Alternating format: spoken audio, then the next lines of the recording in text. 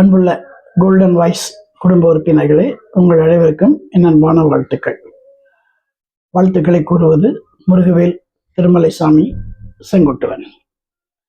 ஒரு அம்மாவுக்கு எப்போ மகிழ்ச்சி அப்படின்னா, அந்த அம்மா தாய்மை அடைந்து குழந்தை பிறந்து குழந்தை நலமாக இருக்குன்னு சொல்லி அந்த நர்ஸ் அம்மாட்ட சொல்லுவாள். அப்போ அந்த அம்மாவுக்கு ரொம்ப சந்தோஷம். ஒரு டாக்டருக்கு எப்போ சந்தோஷம், ஒரு சர்ஜரி முடித்து அந்த பேஷண்ட்டு ஆப்ரேஷன் சக்ஸஸ் ஆகிடுச்சு, பேஷண்ட்டோட பேராமீட்டர்ஸ் எல்லாம் நல்லா இருக்குது அப்படின்னு தெரிஞ்சோன்னா அவருக்கு வில் பி ஹாப்பி. ஒரு டீச்சர் எப்போ சந்தோஷப்படுவாங்கன்னா, ஒரு வருஷம் பூரா சொல்லி கொடுத்து வருஷ கடைசியில் பரீட்சையில் அவங்க மார்க் வாங்கி பாஸ் பண்ணிட்டு போகிறாங்க அப்படின்னு தெரிஞ்சோன்னா சந்தோஷம். September 5 teachers day. என்னோட பள்ளிக்கூடம் பைனாபிள்ஸ் ஹைஸ்கூலில் மாணவர்கள் மாணவிகள் எஸ்எல்சியில் இப்போ ரிசல்ட் 100% வாங்கியிருக்காங்க அப்படின்னு சொல்லி அவங்களுக்கு ஒரு வாழ்த்து வந்துச்சு. அவங்களுக்கு என்னோடய அன்பான வாழ்த்துக்கள்.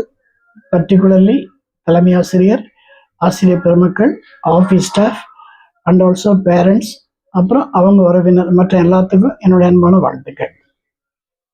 ரைட். இப்போ ஒருத்தர் டாக்டர்கிட்ட போகிறார், சுகர் இன்சுலின் குறைபாடு போகிறார்.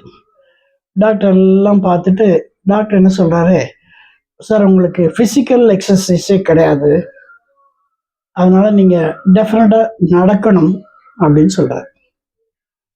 வந்த ஆளுக்கு கொஞ்சம் சங்கடம். என்ன சொல்கிறாரு, சார் நடக்கிற காரியமாக சொல்லுங்கள் சார் அப்படிங்கிறார். அதுக்கு டாக்டர் சொன்னார், ஐயா நீ நடக்கலைன்னா உனக்கு காரியம் நடக்கு அப்படின்ட்டார். அப்போ என்ன அர்த்தம்னா, ஒரு லிம்ப் எக்ஸசைஸ் கண்டிப்பாக வேணும். இந்த இன்சுலின் குறைபாடு இருக்கவங்க கண்டிப்பாக ப்ளீஸ் ஃபைன் டைம்.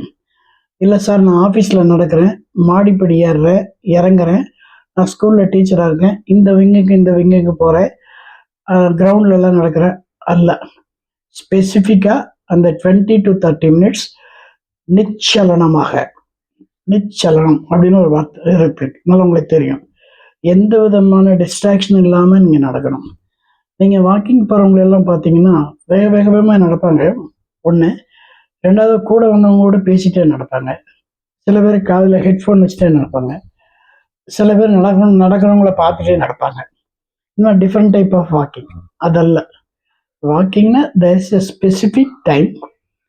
அந்த டைம் பவுண்ட் இருக்குது. 20, 30, 40 minutes able to minimum 30 minutes. நடக்கிற இடத்த செலக்ட் பண்ணிக்கோங்க.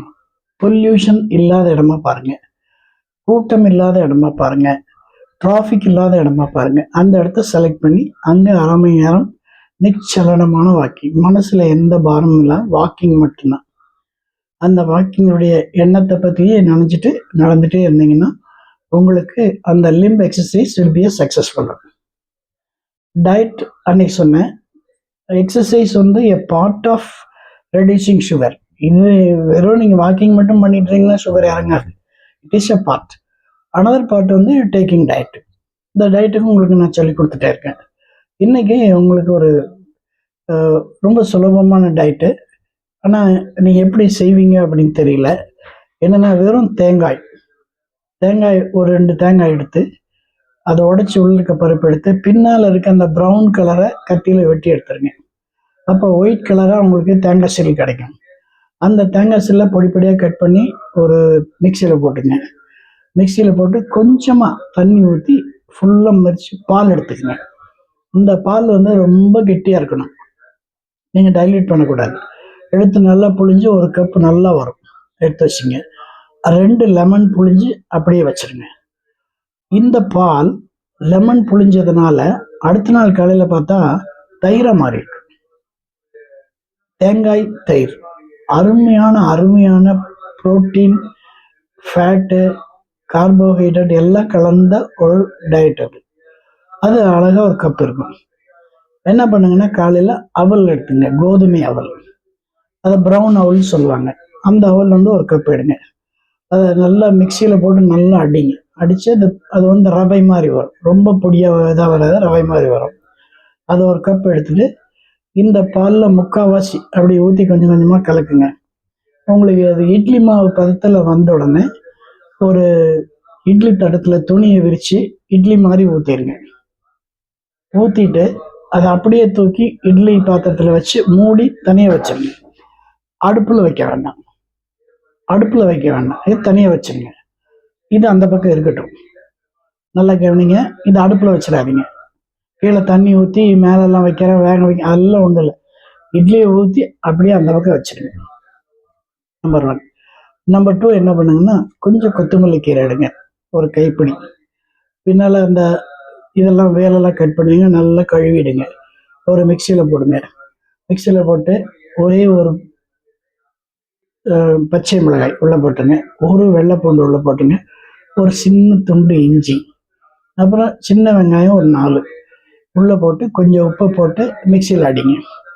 அடித்தோன்னா ரொம்ப தண்ணியாகவும் வேண்டாம், ரொம்ப பேஸ்ட் மாதிரி வேண்டாம், ஒரு மாதிரி சட்னி மாதிரி வந்தோன்னே கொஞ்சம் நேரம் கழித்து ஒரு 1/2 hour கழித்து நீங்கள் அதை மூடி திறந்து பார்த்தா அந்த பால் அவல் எல்லாம் சேர்ந்து கெட்டியாக இட்லி மாதிரியே இருக்கும். அதுக்கு நீங்கள் சூடு பண்ணல, கொதிக்க வைக்கல, புளிக்க வைக்கல, ஒன்றுமே இல்லை, அப்படியே இருக்கு. அந்த இட்லியில் இந்த சட்னியை தொட்டு சாப்பிட்டீங்கன்னா ரொம்ப பிரமாதமாக இருக்கும். இதில் இன்னும் டெக்கரேஷன் பண்ணால் இன்னும் நல்லாயிருக்கும். அந்த இட்லி தட்டத்தில் துணியை விரித்து அதில் கொஞ்சம் முதல்ல கேரட்டு, அப்புறம் கொஞ்சம் கொத்தமல்லி, கொஞ்சம் கருவேப்பிலை சின்ன சின்னதாக போட்டு ஒரே ஒரு முந்திரி பருப்பு வச்சுட்டு அதுக்கு மேலே அந்த மாவு ஊற்றிடுங்க. நீங்கள் இப்படி திருப்பி எடுக்கும்போது பார்த்தா மேலே ட்ரெஸ்ஸிங் நல்லா இருக்கும். இந்த கலர் சிகப்பு, இந்த கலர் பச்சை, இந்த கலரில் முந்திரி பருப்பை பார்க்க அவ்வளோ அட்ராக்ஷனாக அப்படி உடைச்சிங்கன்னா அப்படியே இப்படி ஒரு பஞ்சாகும். 2 இட்லி 3 இட்லி சாப்பிட்டா வயிறு ஃபில் ஆகிடும். பிகாஸ் தேங்காய் பால் இருக்குது, ஃபேட் அதில் இருக்குது, அதில் இனிப்பு இருக்குது, இயற்கையான இனிப்பு இருக்குது. அது மூலம் அவல் கோதுமை அவல் சேர்த்துறீங்க, ஃபைபர் இருக்குது. So very good diet for the insulin குறைபாடுள்ள அன்பர்களுக்கு வெரி குட் டயட். செஞ்சு பாருங்கள், எப்படி இருக்குன்னு சொல்லுங்கள், சாப்பிட்டுட்டு சொல்லுங்கள். சட்னி நீங்கள் எப்படி வேணால் பண்ணலாம்.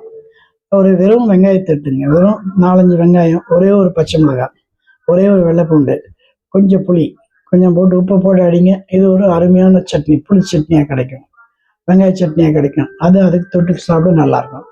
இல்லைன்னா தக்காளி சட்னி, இல்லைன்னா கார சட்னி, இல்லைன்னா தேங்காய், ஏற்கனவே தேங்காய் போட்டதுனால தேங்காய் வேண்டாம். ஸோ உங்களுக்கு எந்த மாதிரி டைப் வேணுமோ செய்யுங்க. இது ஒரு very very very very easy to make and healthy diet in the morning. நான் சொல்லியிருக்கேன், காலையில் எழுந்திரிச்ச உடனே கண்டிப்பாக தண்ணி குடிங்கன்னு சொல்லியிருக்கேன். இன்றைக்கி ஒரு 4-5 ஃபீட்பேக் வந்தது. I am very happy not. அப்படியே சொன்னது தான். ஒரு டீச்சர் எப்போ மகிழ்ச்சி அடைவாங்கன்னா ரிசல்ட் நல்லா வந்தால் மகிழ்ச்சி அடைவாங்க. அதே மாதிரி இன்றைக்கி நம்ம டயட் எடுத்துகிட்டு போயிட்டு ஒரு 3-4 ஃபீட்பேக் வந்தது. அதில் ஒரு மேடம் ஃப்ரம் மடத்துக்குளம், அவங்க ஒரு ஃபீட்பேக் கொடுத்துருந்தாங்க. ஒரு 20 டேஸ்க்கு மேலே வந்திருந்தாங்க. மார்னிங் அவங்க, சார் உங்கள் டயட்டை ரொம்ப ஸ்ட்ரிக்டாக ஃபாலோ பண்ணேன் சார், நீங்கள் சொன்ன அதே அந்த பாதையிலேயே பிரயாணம் பண்ணேன். இப்போ என்னுடைய சுகர் லெவல் மிராக்குலஸ்லி கம்மியாக இருக்குது. மார்னிங் எம்டி ஸ்டமக்கில் பிஃபோர் டயட் எடுத்து பார்க்கும்போது 110 இருக்குது, ஆஃப்டர் டயட் பார்க்கும்போது 165 இருக்குது. நான் இப்போ மருந்து சாப்பிட்டுட்ருக்கேன், அந்த மருந்தெல்லாம் சாப்பிட்லாமா அல்லது நிறுத்தலாமா அப்படின்னு என்கிட்ட கேட்டாங்க. நான் சொன்னேன், இல்லைம்மா இப்போ 20 டேஸ் ஆச்சு, இன்னொரு 1 மந்த்துக்கு நீங்கள் நம்ம டயட் சாப்பிடுங்க, அந்த மருந்தை சாப்பிடுங்க, அப்புறம் யூ கோ டு டாக்டர். அவர் அந்த 3 months ஆவரேஜ் HbA1c எழுதி கொடுப்பாரு. அந்த ஆவரேஜில் பார்த்தீங்கன்னா அது 6-7 அந்த ரேஞ்சுக்கு வந்திருக்கணும். வந்திருந்ததுன்னா அவங்க ஒரு மருந்து அட்வைஸ் பண்ணுவார், நிறுத்த சொல்லி அட்வைஸ் பண்ணுவார், நீங்களே நிறுத்தப்படாது. ரைட். இப்போ நம்ம சில்ட்ரனுக்கு வருவோம். எனக்கு சில்ட்ரன் ரொம்ப பிடிக்கும். ஏன்னா நான் தலைமை ஆசிரியர் இருக்கும்போது அந்த புல்லட்டில் வருவேன். அதே மாதிரி தொப்பி இந்த மாதிரி போட்டிருப்பேன், காலில் ப்ரௌன் கலர் ஷூ போட்டிருப்பேன், காக்கி பேண்ட் போட்டிருப்பேன். அது ஒரு மாதிரி கெட்டப்பில் தான் வருவேன். அது என்னுடைய நான் லைக் பண்ணி வாங்கின பைக்கு, அதனால் அதே மாதிரி அதனுடைய கெத்தில் போவேன். அந்த குழந்தைங்கள்லாம் முதல்ல கச்சமச்சங்க நல்லா போயிட்டுருக்கும். இப்போ நான் ஆஃப்டர் பிகமிங் இன்ஸ்டியூஷன் அதை கொஞ்சம் ஸ்ட்ரீம்லைன் பண்ணேன். ஸ்ட்ரீம்லைன்னா கேட்டுக்குள்ளே நுழையிற வரைக்கும் எப்படியான வாங்க, கேட்டுக்குள்ளே வந்தோன்னா யூனிஃபார்மாக கொஞ்சம் கொஞ்சமாக சேர்ந்துடும். அப்போ அந்த குழந்தைங்கள்லாம் சின்ன குழந்தைங்க, நான் சொல்கிறது 1 to 5 ஸ்டாண்டர்ட். அது பிரைமரி செக்ஷன் தனியாக இருக்கும், செகண்டரி செக்ஷன் தனியாக இருக்கும், ஹையர் செகண்டரி தனியாக இருக்கும். பிரைமரி செக்ஷன் குழந்தைங்க தான் எனக்கு ரொம்ப பிடிக்கும். ஏன்னா கொஞ்சம் கூட கபடம் இல்லாத மாதிரி. அப்போ உடனே எந்திரிச்சு நல்லா good morning good morning good morning சொல்லும். அப்போ ஷேக்ஸ்பியர் சொல்லியிருக்காரு, இட் இஸ் ட்வைஸ் பிளஸ்ட். ஒரு தடவை நீங்கள் குட் மார்னிங் சொன்னால் திருப்பி எதுக்கால இருக்கும், ஒரு குட் மார்னிங் சொன்னால் 2 தடவை குட் மார்னிங் காதல் வரும். அது ட்வைஸ் பிளஸ்ட்னு. அதை சொல்லிட்டு குட் மார்னிங் சொல்லிகிட்டே வரும். மத்தியானம் லஞ்சு சாப்பிடும்போது அதே மாதிரி ஆர்டர்லியாக உட்கார வச்சு, அப்போல்லாம் வந்து கிரவுண்டில் உட்காந்து சாப்பிடுவாங்க. அதுக்கு ஒரு சின்ன இது மாதிரி போட்டு ஜமக்காலை மாதிரி போட்டு லைனாக உட்கார வச்சு சாப்பிடும்போது நான் போவேன். போகும்போது சில குழந்தைங்க அப்படி நீட்டும், நான் கீழே உட்காந்து வாங்கி அதை சாப்பிடுவேன். அது என்ன ஒரு மகிழ்ச்சின்னா, அந்த வார கடைசியில் பெரியநாயகன் பாளையத்தில் சந்தைக்கு போவேன். அங்கே போனால் அவங்க பேரண்ட் ஓடியாருவாங்க, சார் நேற்று இந்த மாதிரி பாப்பாவை கொடுத்து நீங்கள் சாப்பிட்டீங்களாமா சார், வீட்டில் வந்து ஒரே சந்தோஷம் சார் எங்களுக்கு அப்படின்னு சொல்லுவார். அதுதான் ரியல் ஹாப்பினஸ். இப்போ நான் கடைசியில் பாட்டுக்கு வரேன். மனசு நிச்சலனமாக இருக்கணும் அப்படின்னு சொன்னால் எந்த விதமான நெகட்டிவ் தாட்ஸும் இருக்கப்படாது. உதாரணத்துக்கு ஒன்று சொல்கிறோம். இன்னைக்கு சந்திர கிரகணம். சந்திர கிரகணப்போ என்னுடைய ஒய்ஃப், அவங்கள ரிட்டையர்டு ஹெட்மிஸ்ட்ரஸ், அவங்க சந்திர கிரகணத்தை டிவியில் வாட்ச் பண்ணிட்டு இருந்தாங்க.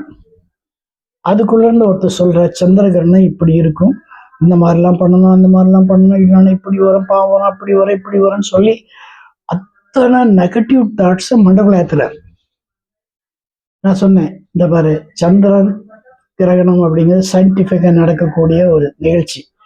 அதுக்கும் இவங்க சொல்கிறதுக்கும் சம்மந்தமே கிடையாது. இருக்கலாம், ஆனால் நம்ம அதை கேட்கணுன்ட்டு அவசியம் இல்லை அப்படின்னா அவங்க கேட்குற மாதிரி இல்லை. ஏன்னா she is interested in listening to. இதை கம்ப்ளீட்டாக அவாய்ட் பண்ணவும் முடியாது.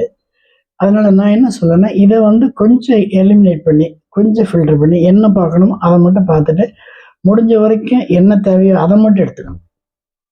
இப்போ நம்ம பஃபேக்கு போகிறோம் அப்படின்னா, பஃபேக்கு போகிற எல்லாத்தையும் அள்ளி நம்ம சாப்பிட போகிறது இல்லை. என்ன நமக்கு தேவையோ அதை மட்டும் எடுத்து சாப்பிட்றோம். பஃபேல சாப்பிட்றதே ஒரு கலை. நான் உங்களுக்கு அன்றைக்கே சொல்லியிருக்கேன். என்னென்ன இருக்குன்னு முதல்ல பார்த்து ஒரு ரவுண்ட் அடிச்சுட்டு வந்து உட்காந்துட்டு திரும்பி போய் அதை மட்டும் வாங்கி சாப்பிடணும், செலக்ட் பண்ணி சாப்பிடணும். அதே மாதிரி என்ன தேவையோ அதை தான் நம்ம மைண்டில் ஏற்றணும், அதை தான் திங்க் பண்ணணும். நைட்டு தூங்க போகும்போது காலையில் 6 மணிலேருந்து நைட் தூங்க போகிற வரைக்கும் என்னென்னலாம் செஞ்சோம் அப்படிங்கிற திங்க் பண்ணிகிட்டே வந்தீங்கன்னா பாதி திங்கிங்கில் தூங்கிடுவீங்க. செஞ்சு பாருங்க. இதுதான் நிச்சலனம் அப்படிங்கிறது. எந்த விதமான சலனமும் இல்லாமல் நம்ம மனசு வச்சுக்கிறது நிச்சலனம். இது வந்து very very very good to diabetic friends. Very good very good. அவங்களுக்கு இன்சுலின் சிக்ரேஷனே ஆட்டோமேட்டிக்காக கண்ட்ரோல் ஆகிறது இந்த மனசு ஒருநிலைப்படுத்துதல். தயவு செஞ்சு ட்ரை டு மேக் இட். என் அன்பான வாழ்த்துக்கள். நன்றி, வணக்கம். மீண்டும் சந்திப்போம்.